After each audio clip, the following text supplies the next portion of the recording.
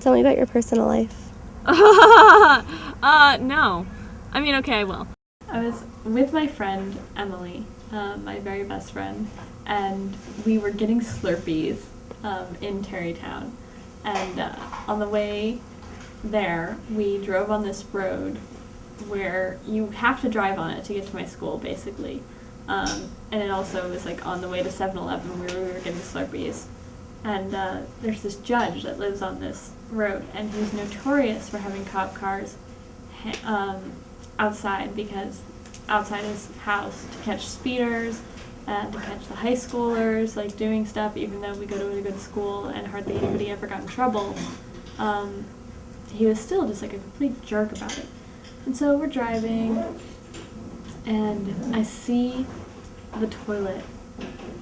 There's a toilet outside this judge's house, and it's on the side of the road. I guess like he renovated his house and got a new toilet and just put the old toilet on the side of the road to get picked up by the garbage man.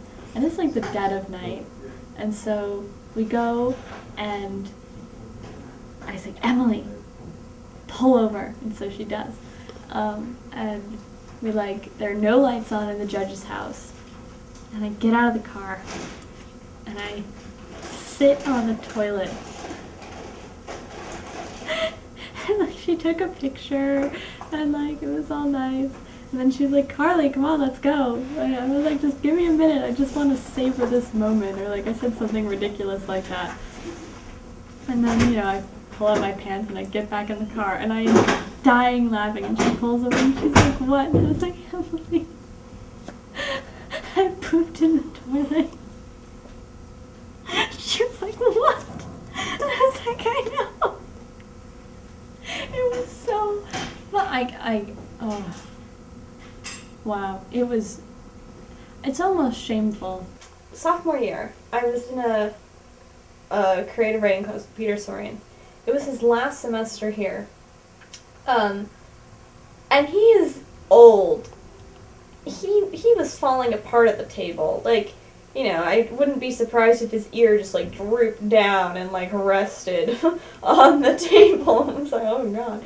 Anyway, but he was a wonderful, wonderful professor. Really interesting man. But you could tell he was ready to leave. And that his social cues had probably gone down a little bit as far as how aware he was of how to act around people. So one time we read our stories out loud, or rather he read our stories out loud, and there was this girl, I don't remember her name. She wrote this story, and it was I'm trying to be nice when I say this, but it was basically My Chemical Romance lyrics fan fiction, but with some Papa Roach thrown in there, some really awful Twilighty terribleness. And he put the paper down, and there was a pause because none of us knew what to say. And then he spoke, and he said, "Are you kidding? This is a joke, right? You can't possibly have written this and thought it was good. This is some of the best ironic writing that I have ever read, if it is indeed ironic, but it's so good that I'm not sure, which terrifies me."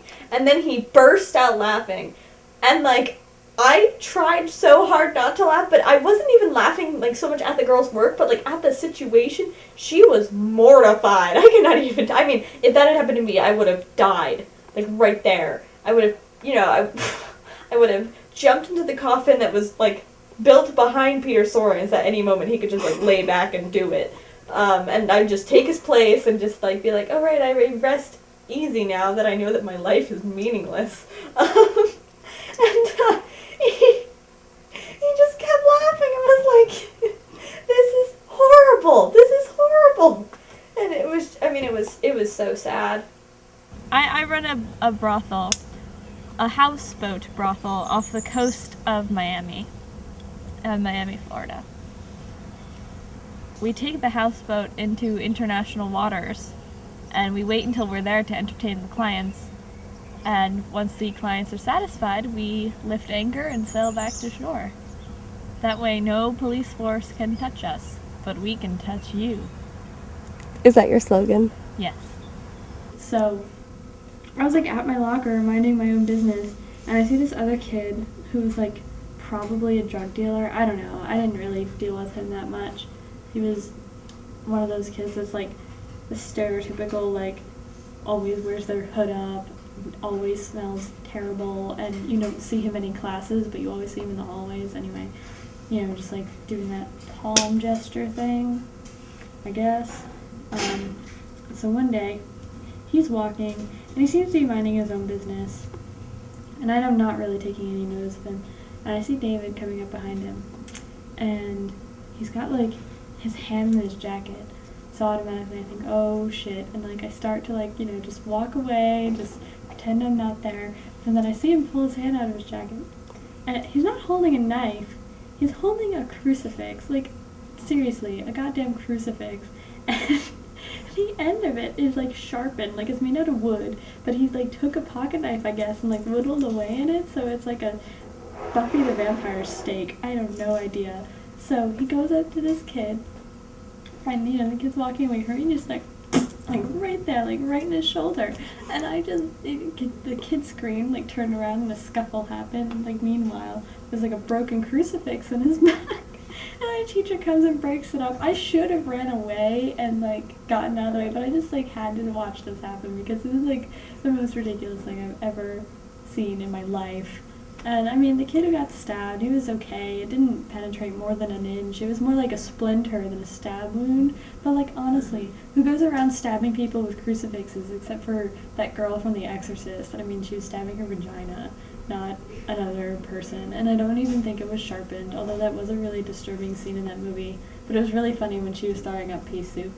I've also got like a little bit of a dark side, hence these things, I guess. Tell me about your dark side. My dark side? It reminds me of the time in middle school when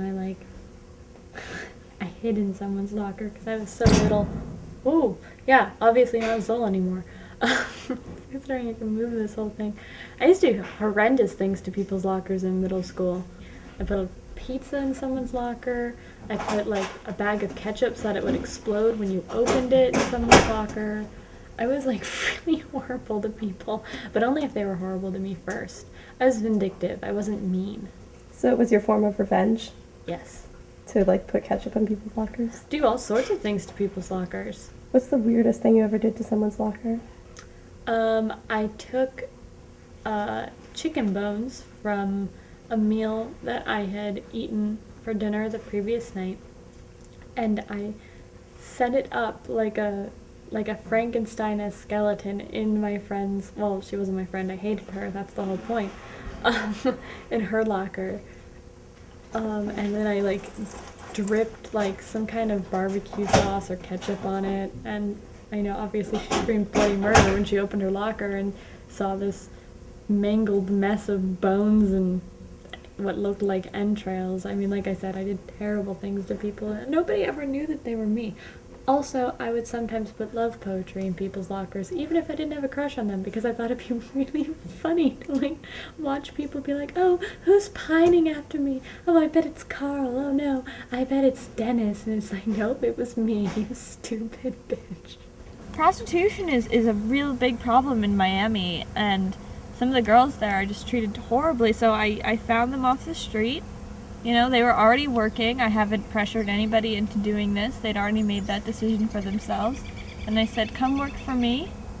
I'll take a low percentage of your profits. You can live on my boat. I will help take care of you. And so long as you keep doing what you're doing, we'll work out a good scenario. I'll bring you the clients. You know, it's a good system. And so they call me Mama. And I give them names, you know, to suit the theme. I have a set of triplets, gorgeous young ladies. They are called I call them Nina, Pinta, and Santa Maria, because they will sail you to a new world.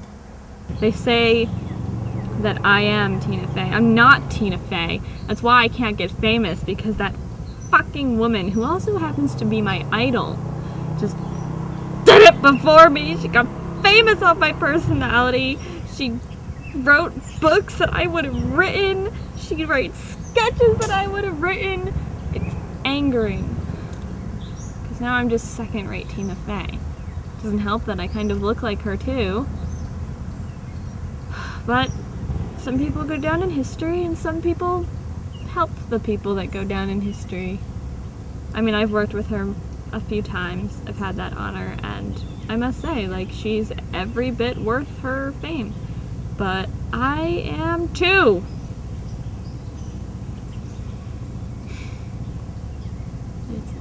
So I was dressed not like myself. I'll just say that my shorts had less fabric than my shirt. My shirt could be seen from 3 miles away because of its sparkles. And my hoodie was about, well, it was this color. The color of these sunglasses. And I was wearing these sunglasses. And I'll also have you know that I was wearing these sunglasses without contacts, which means I can't see anything. But anyway. And it was already dark. And so the prominent feature of these sunglasses is that, surprise, surprise, oh my gosh, they flip up. And so I was dancing around, like, looking like the definition of a douchebag. Like, you flip to a dictionary, you don't see a picture of me there, you see a whole appendices, like, devoted to my character this night. Anyway, so I'm dancing. This is not how I dance, but let's just go with it. So I'm just, like, there's, whatever, minding my own business. And I'm, like, with a group of people that I know, but I end up, like, I mean, it's a dance party. You end up wandering around, like, you don't quite know where you are, especially because like I said, I didn't have my contacts on. And so suddenly I just felt these hands on my shoulders, and I turned, and I faced this boy who I've seen before. And trust me, this is not romantic. I've seen before, but I've never had a direct interaction with him. And he just, ever so gently, takes both of his hands and just flips my glasses down, just like this, just like, and like trails his hands down the glasses. And it was beautiful. And I didn't have any more interactions with him that night. I haven't had any interactions with him since, and I kind of hope I don't. I want this to be an isolated event of human trueness, of just genuine, like, let me help you. Or it could be like, I don't want to see your face, but you know, I'm going to take it the way I want too, because interpretation is everything in this world. She wasn't fat by any means, but she would still wear these pants that were just like very, very much too tight for her. And this is awful. This is actually something that I feel bad about. But she would have like this, like a muffin top, even though she was very small. And so we would, like the Glade plug-in, it's like, oh, try to tuck it in, which is horrible. I wouldn't, I don't know, like, I try and tell myself that I wasn't a bully when I was little, because I really did only bully people who pushed me first. But I totally was, like, I totally just, like, did not help situations by just, like, starting these, like, wars of pranks or name-calling. And as soon as I got out of my middle school and went to private school, everything, like, kind of changed, and I got my act in order. So, yeah, I was, I mean, really, yeah, no, I was kind of a bitch. That's the only way to put it.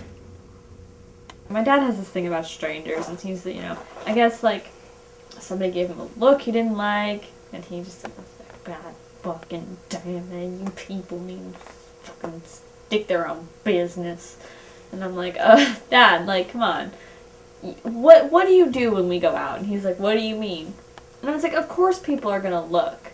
Like, this, it's what people do. It's what you do. You know, you constantly are watching people and looking at people. He goes, I don't know what you're talking about. And I was like, okay, Dad, here's a good example. When we go to the mall and I'm talking to you and we're having a conversation, I look at you and this is what you're doing.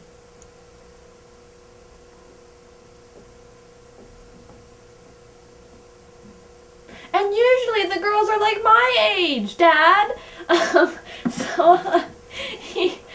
And he goes, are you calling me a dirty old man? And I said, well, Dad, you're just about there. And normally, this is where, my father and I, sometimes we don't always get along because, like, he didn't even finish high school, and now I'm, just finishing up college, and it kind of drives a little bit of a wedge in our relationship, but it's not that bad. But, like, a lot of the times he's like, oh, you're so smart, like, you always talk around me, and blah, blah, blah, and whatever. So I'm not used to my dad being witty. But this time, he just floored me. And so I said, well, yeah, Dad, you're right about there being an old man. And he says, well, maybe if Jan didn't hold me so tight. And I just stopped. I felt like my insides were being grabbed by, like, just a horrible feeling of being like, oh my God, my dad is a person. Like, he's, just being like, ugh. Well, I wanted to start a real family. This has kind of been a stand-in for any kind of real family. I'm just a homebody, really. I wanted to get married young, save up for a while, have kids when I was ready. Maybe 10 years down the line, marry when I'm 25, have kids when I'm 35. Maybe a little bit younger, That way I can send them to college without having to worry about loans or anything of that nature. That's all I really wanted, but I never met the right guy. I didn't get anywhere past college, and there was nobody in college for me, no way. You'd think that that's like capital area for men, but it just didn't work out, I guess. So I went down south and found my girls, and we started our own family. My daughter comes home from school, and her name is Molly, and she tells me about, I don't know, something that happened in school that day. She finger painted a picture, or she knocked over some other boy who said something nasty to her. I don't know, something along those lines. So I would just listen. The thing that people don't listen to their children. And then I would tell her what I thought, and I wouldn't lie. But I'd just tell her what I thought about her story or her picture. And then we would do work together, and do her homework, and I'll sit next to her and write, and it would be just quiet and nice. And if I wanted to go out, I'd take her out for a snack, or take her over to a friend's house, or something along those lines. I mean, when I think about my future with my family, I don't think about the epic vacations. I don't think about my dream house. I just think about how I'll know that I am both loved and needed.